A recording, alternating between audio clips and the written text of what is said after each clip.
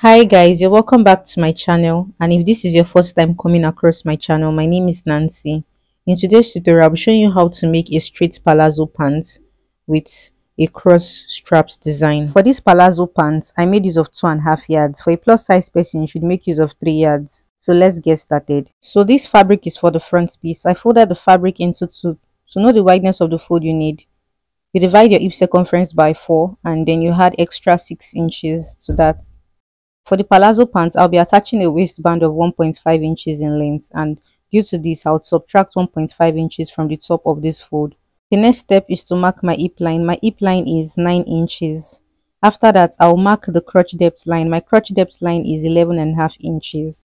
To get the tie line, I placed my tape on the crotch depth line to mark 2 inches below this line. The next step is to divide your hip circumference by 4 and add extra 1 inch allowance to that to place it directly on the hip line. I extended this point to meet the crotch depth line and the waist line. To get the crotch curve, I added 2 inches extra to this point I chalked on the crotch depth line by connecting these 2 points together to form the crotch curve. On the tie line, I placed my tie circumference divided by 2 inches to extend this point to the tip of the crotch curve. Now from this point, I'll place my waist circumference divided by 4 inches, and I added extra 1 inch for the waist dart and extra 1 inch for the sewing allowance by the side to connect this point directly to the hip circumference as shown. Now to mark the full length of this pants, I placed my tape on the waistline by subtracting 1.5 inches, which would be for the waistband, then extended the tape downwards. My desired length for this pants is 39 inches, so I added extra 4 inches allowance to that, which made it 43 inches altogether.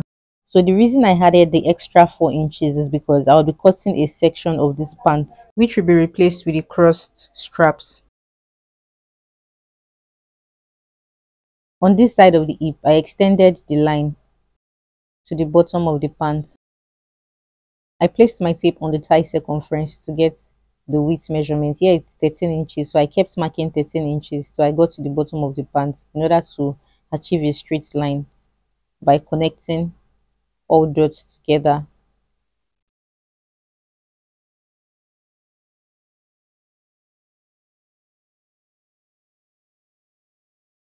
The next step is to cut out the front piece of the pants.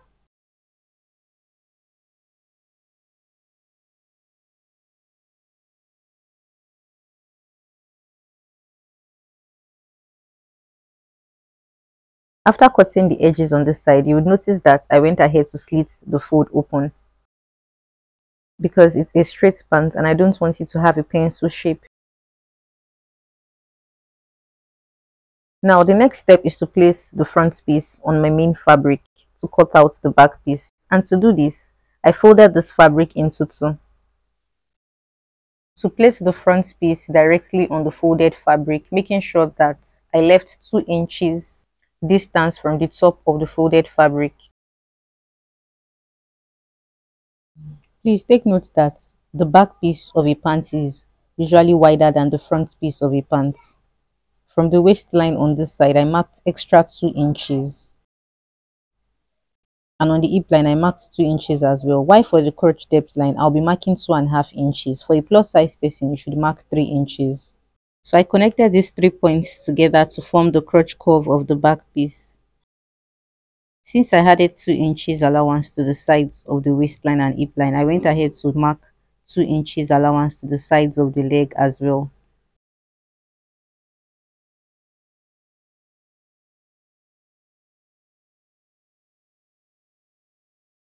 Now on the center of the waistline for the front piece, I marked in 1 inch and connected this point to the tip of the waist circumference as shown. Now I went ahead to trim this out. And because I want my butt to be properly covered when the pants is worn, I placed my tape on the waistline to mark 2 inches above the waistline of the front piece. and extended the point to meet the tip of the waistline to form a slant line. The next step is to trim out the back piece.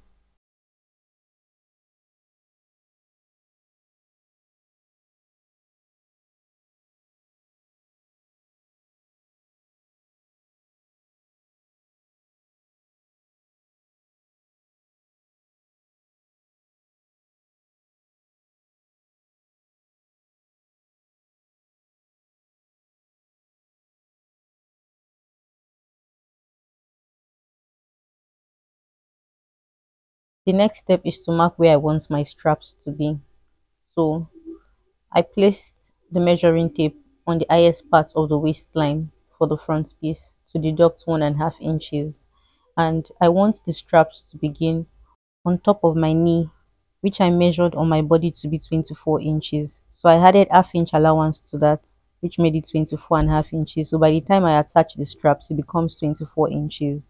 So I want the length of the straps I would be attaching to be 4 inches. And because of this, I added extra 4 inches to the 24.5 inches I marked, which made it 28.5 inches. So this section will be replaced with the crossed straps. I labeled this section as the front piece. I went ahead to lift the front piece and labeled this section as the back piece.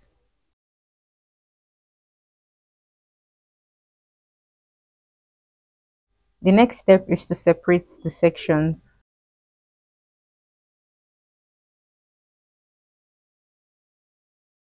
And just so you don't get confused, I'll be taking out the front piece first.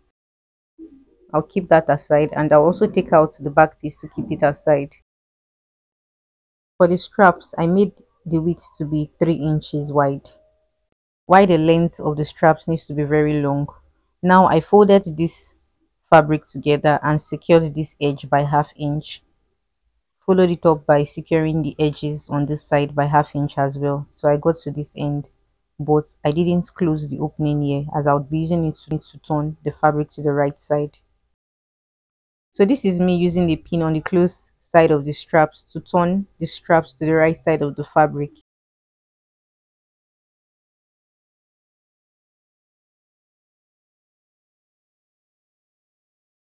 So the next step is to cut out this closed end of the strap. Then you adjust the strap in such a way that the joining is at the middle. Now I took this to the ironing board to iron it properly. So obviously the joining is at the middle. So recall that when I did the sectioning, I said I wanted the length of the strap to be 4 inches. So for this case, I would add extra 1 inch to that, which will make it 5 inches.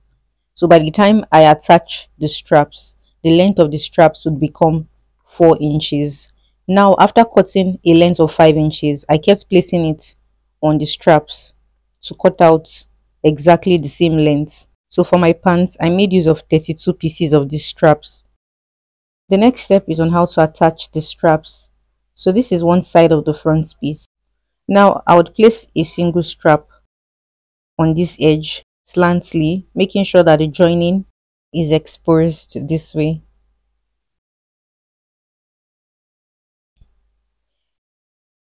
Now I place the second strap in a slant manner to cross it directly on the first strap. Now I would pin this together, and then to place the other straps, I would mark ½ inch distance from this point, slantly place the straps and cross it over with another strap to pin. I'll go ahead to mark ½ inch distance again to slantly place the straps and to cross it over with another strap. Now I'll pin this together, then mark ½ inch distance to place the other straps by crossing it over. So this is what we have here. Now I'll take this to the sewing machine to stitch this edge by ½ inch. After stitching, I flipped the straps over to top stitch the joining. So to attach the straps to the lower part of the pants, I flipped the upper part of the pants to the wrong side of the fabric and placed it on the edges of the lower part. So this is me adjusting the straps to make sure it's properly crossed, and I went ahead to pin the straps to the lower part of the pants, after which I took it to the sewing machine to stitch the edges of the pants on this side by ½ inch, and after stitching I flipped it to the right side, making sure that the seam is actually facing this side, to top stitch the seam directly on the right side of the fabric on these edges. So I just completed one side of the front piece. So this is the second side of the front piece, and I'm about to repeat the same sewing process. So I'll just go ahead to place all straps exactly the same way I did for the other side of the front piece. Then get up, get dressed, before work's off my list. What's left to do, just guess. It's you, my favorite, but I wanna taste you and feel you shake, raising an earthquake. Can't push the brakes when a rush hits. We're going in, we're going in. You keep me biting my cheek, year after year. Only gets better, I'm weak in the knees. We hit the sheets, you on my lips, I'm feeling the heat, that's all I need. After pinning, I took it to the sewing machine to stitch the edges and to also top stitch the right side of the fabric. So I flipped the upper part to the wrong side of the fabric and placed the crossed straps directly on the lower part, making sure that the straps are adjusted properly.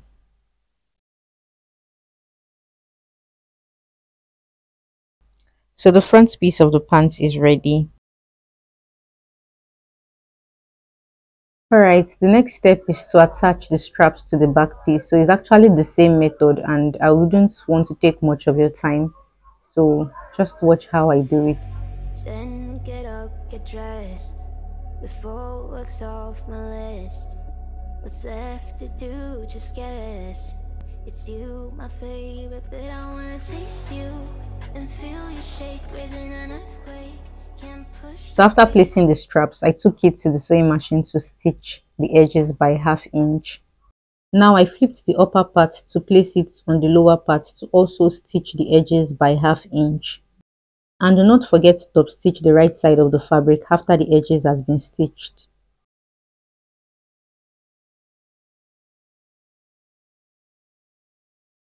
So I've completed one side of the back piece. Now for the other side of the back piece, I repeated the same sewing process by placing the straps to cross them over each other.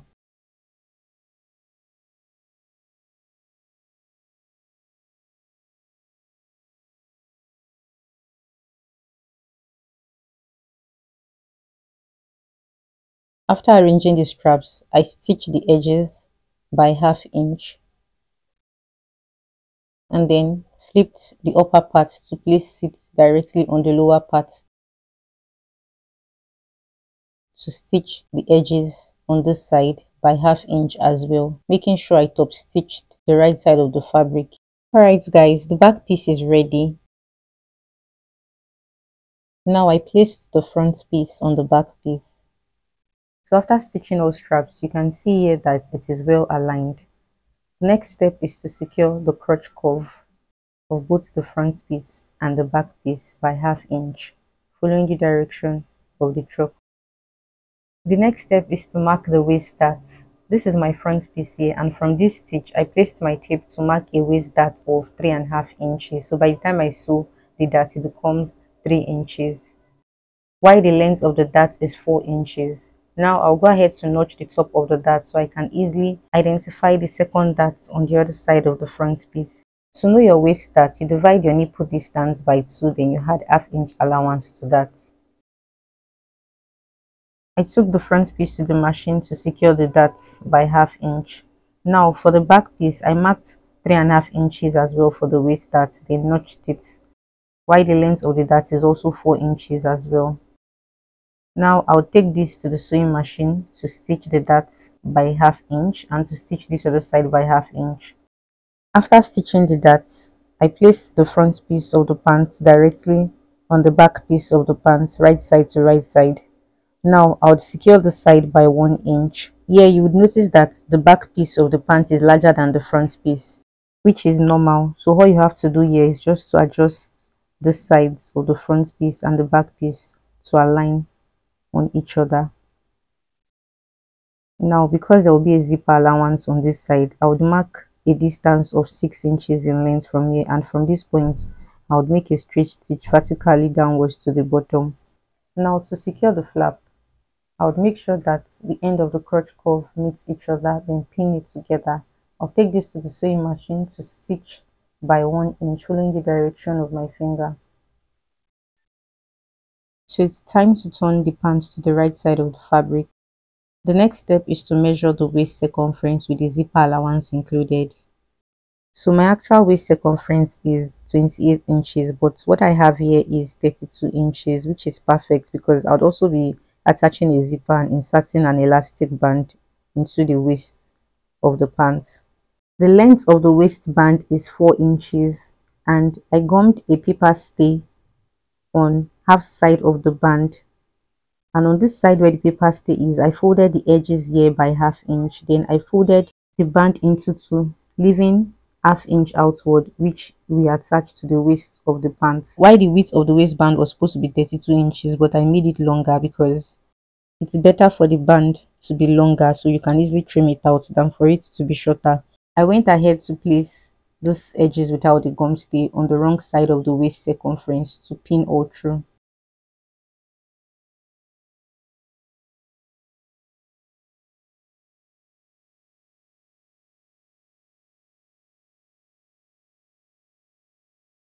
I took the pants to the sewing machine to stitch the band on the waist circumference by ½ inch. So I've successfully attached the band. Now take note that this is the back piece of the pants, and I would insert an elastic on the back piece of the waistband. Alright, so from this point you can see that this is where I have my waist start. I'm going to mark 2 inches away from the waist start, and on this side where I have the waist start, I'm going to be marking 2 inches away as well. So I want my elastic to be from this point to this point. So I'm going to run you through how I inserted this elastic. I folded the band into two, and I started by stitching the edges of the band, making sure it covers the seam. When I got to the first point I marked for the elastic, I stopped stitching, then inserted a 1 inch elastic band into the elastic casing. Now I stitched to about an inch, then raised the machine footer up to stitch directly on top of the elastic. Now I reversed back to the edges of the waistband, raised the machine footer up to continue stitching.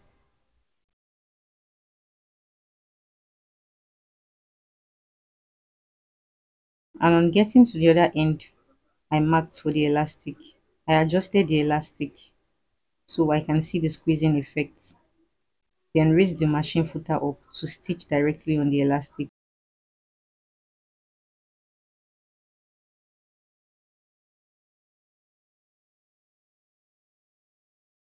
At this point, I am free to cut out the excess elastic that was left. Alright, now I'll keep stitching the edges of the band until I get to the end of the waist circumference.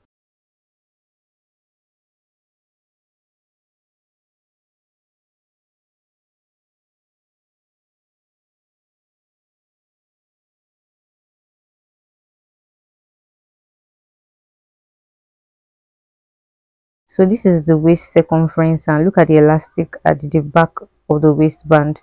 The next step is to attach the zipper to the side. Alright, so the final step is to secure the hem of this pants, and to do this I would be folding my pants this way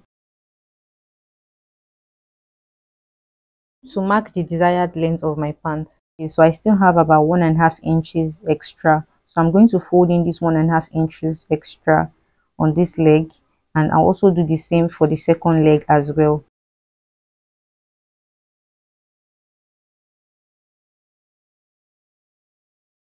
Now I took this to the ironing board to iron the hem properly. before taking it to my sewing machine to stitch the edges of the fold. Alright guys, so this is the final outcome of the pants. It came out very beautiful and it looks very unique. You should give it a try, and if you are new to my channel, kindly subscribe and see you in my next tutorial.